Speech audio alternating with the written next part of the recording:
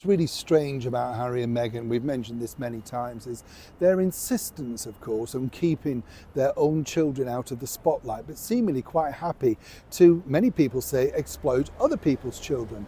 You know, there's Meghan rocking up to a children's charity where she could have easily taken along Prince Archie just for a couple of, even half an hour on the red carpet. That would have been the R factor, many people think.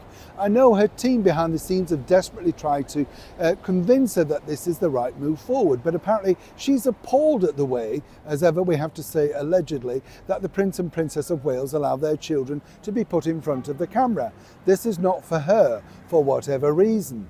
I don't know about you though, I've often been, slightly, how shall we say, beguiled by the fact that August, of course, has a very distinct look, does they not, of Princess Lily.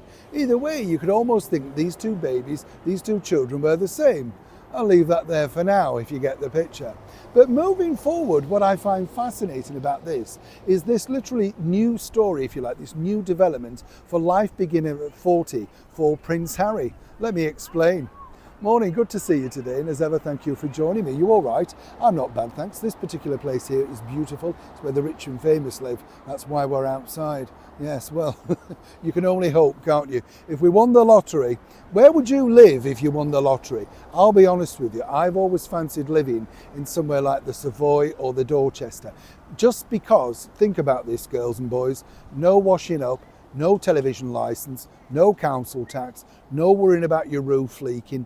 Somebody else's problem, isn't it? Yeah, could you do that? I was inspired by the Hollywood actor Richard Harris and the American actress Elaine Stritch, who both lived at the Savoy for a period. I thought this was the height of glamour when I found that out. But where would you live though? A mud hut? No, don't be ridiculous. No, but you know what I mean. A beach hut maybe, yes. If you got rid of all your stuff, don't get me going on that.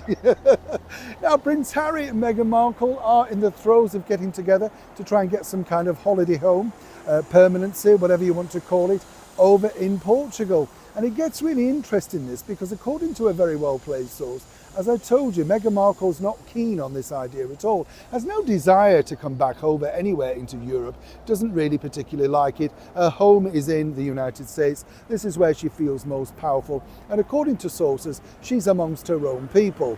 Dwindling though they might be, if you get the picture. Now, what I find fascinating again is that obviously, as I told you, Harry was desperate to try and get some kind of UK residency back here and did look at a number of properties. And when you think about it, it makes sense. In his mind, at some point, he would be returning back here to the United Kingdom, particularly as he thought at some point with his children. But now there's another twist, you see, because as ever, Harry, some people might suggest, is being heavily manipulated. And as ever, we have to say, allegedly. But what's interesting is that Meghan apparently relented on the idea of Portugal somewhere in Europe, simply because Harry said, well, that way, if, of course, his father, possibly not, of course, his stepmother Camilla, but if they wanted to come over and visit, then that would be a way of them seeing the mysterious children. You get the picture there. Now, apparently Meghan thought, well, this is not a bad idea, seemingly forgetting, of course, that notably the king is incredibly busy and at advanced years possibly doesn't want to have to hoof it all the way out to Portugal to go and see the children that really, if you think about it with the greatest of respect, Harry and Meghan have kept away for so many years now, seemingly holding them to ransom unless they get their security that they've been pushing hard for. But this, I've been told, is the idea. This is the dangling carrot now. Look, we're sort of meeting you halfway. And let's not forget, Meghan is still literally rattled and spitting feathers over the way that she felt she and Harry were booted out of Frogmore without any notice, but being offered just some minor rooms over in Buckingham Palace. Do you think this is the way that they're going to reconnect back?